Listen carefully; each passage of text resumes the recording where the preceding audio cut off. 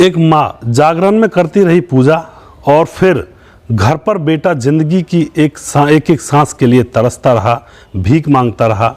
माँ घर पहुंची तो दहल उठा उसका दिल। क्या होता है इस घटना के अंदर, इसकी पूरी सच्चाई जानने के लिए आप हमारे वीडियो को अंत तक जरूर देखिएगा। नमस्कार, मैं हूं सुदेश कुमार और तिरछी बात चैनल में आपका स्वागत है। दोस्तों, यह घटना है मध्य प्रदेश के भिंड जिले के ननिहाल गांव की। ननिहाल गांव के अंदर रूपा देवी नाम की एक औरत रहा करती है, जिसकी उम्र 36 साल है। उसके साथ उसका पति, जिसकी उम्र 38 साल है, और उन दोनों का एक बेटा था, कन्हैया, जिसकी उम्र 10 साल होती है। दोस्तों, आराम से वह लोग अपने घर परिवार में रह रहे होते हैं और कोई प्रॉब्लम नहीं है, कोई परेशानी नहीं है।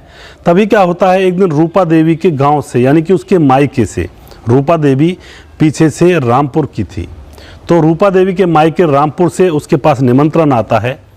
वहाँ पर गांव में उनके पड़ोसी कोई जागरण कर रहे थे, भगवत गीता का भंडारा, उसमें उसको निमंत्रण दिया जाता है।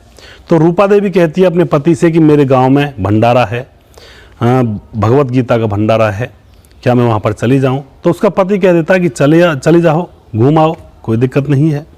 तो रूपा अपने बेटे कन्हैया को लेकर अपने गांव के लिए रवाना हो जाती है। दोस्तों, वह रूपा अपने बेटे को लेकर रामपुर पहुंच जाती है। वहां जाकर अपने माँ बाप से मिलती है और अपने घर में ठहरती है।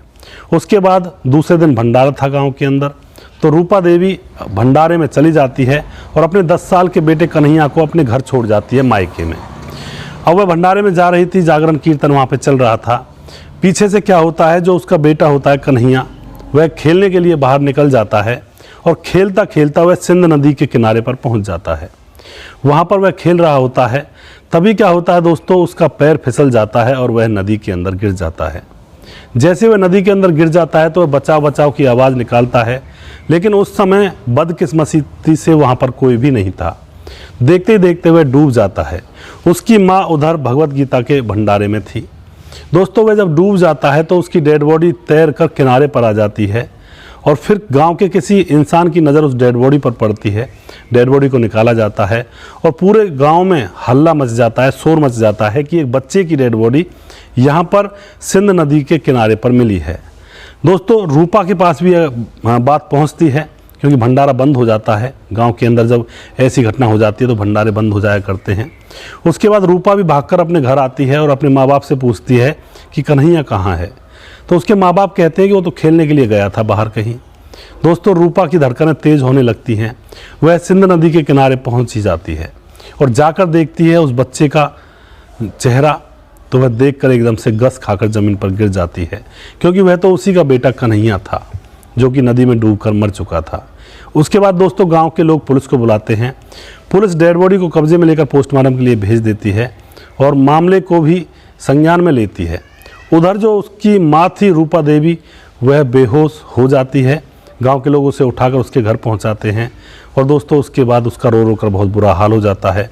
वहीं पर रूपा देवी का पति भी पहुंच जाता है, वह भी रोने लगता है और अपने बच्चे का अंतिम संस्कार कर देते हैं। दोस्तों, क्या कहना चाहोगे इस घटना के बारे में? यहाँ पर किसकी गलती है? क्या रूपा देवी की गलती है जो अपने बच्चे को अकेला छोड़कर गई थी? लेकिन वह अकेला तो नहीं छोड़कर गई थी, उसके माँ बाप उसके घर पर थे, माँ बाप के पास अपने बच्चे को छोड़कर आई थी। या फिर उसके माँ बाप की गलती है जो बच्चे को खेलने के लिए ऐसे ही छोड़ दिया कि कहीं भी जाए? किसकी गलती यहाँ पर आपको लगती है? ऐसी घटनाएं हो जाती हैं कई बार। हम करते कुछ और हैं, करते भलाई का काम है, लेकिन बुरा काम हो जाता है। यहाँ पर बच्चे की जान चली गई। अगर रूपा देवी भंडारे में नहीं आती तो बच्चा उसका जीवित रहता, लेकिन भंडारे में आने की वजह से उसको गांव में आना पड़ा।